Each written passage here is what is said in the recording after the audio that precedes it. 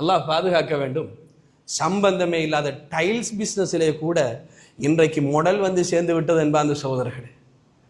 கடைகளுக்கு முன்னால் பெரிய பேனர்களை அடிக்கின்றோம். அந்த பேனர்களில் பாத்ரூமுடைய ஃபிட்டிங்ஸ் வந்து பாத்ரூம் பேசன் இப்படி இருக்கும், ஷவர் இப்படி இருக்கும், இப்படித்தான் இருக்கும், ஒரு பாத்ரூமுடைய மாடல் இப்படி இருக்கும், இதுக்கு தேவையான சாமான்லாம் எங்கள்கிட்ட இருக்குது, வந்து வாங்கிட்டு போங்கண்டா. யாரும் வரமாட்டாங்களா? அதுக்குள்ள ஒரு பொம்பளை இருக்கணுமா கட்டாயம்?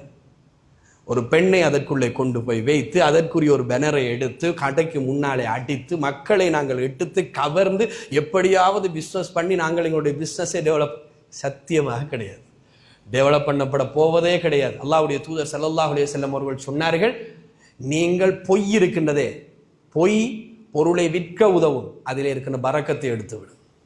பரக்கத்தில்லாத வியாபாரம் தான். அந்த ஹவுருது சீசன் கண்டோமா இல்லை? ஹவுருது சீசன்கள் வந்து விட்டது என்று சொல்லி சொன்னார். முன்னாலே கொண்டு வந்து பூஃபர்களை போட்டு பக்கத்திலே பள்ளிவாசல்கள் இருக்கின்றதா என்கின்ற சிந்தனை கூட கிடையாது.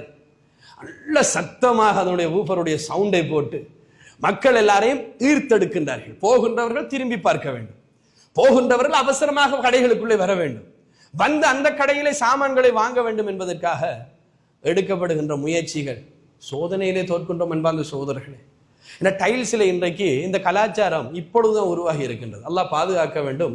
எல்லா கடைகளுக்கும் இந்த நோய் பரவாமல் இருப்பதுக்காக, டைல்ஸ் கடையில் ஓனர்ஸ் எல்லாம் இருக்கிறீங்க அதனால சொல்லிக்கிறேன் இல்லையா, எல்லா கடைகளுக்கும் இது பரவிவிடக்கூடாது இல்லையா, இது ஒரு தொற்று நோய், இந்த நோய்கள் பரவிவிடக்கூடாது என்பதற்காக வேண்டி சொல்லுகின்றேன். எழுதப்பட்டதுதான் நமக்கு கிடைக்கும், என்ன ஆடினாலும் அவ்வளவுதான் கிடைக்கும், ஓடுங்கள், பிரச்சனை கிடையாது, ஆனால் ஆட வேண்டாம். அல்லாஹு தஆலா என்னையும் உங்களையும் பாதுகாக்க வேண்டும் என்பதற்காக வேண்டி இந்த செய்தியை சொல்லுகின்றேன்.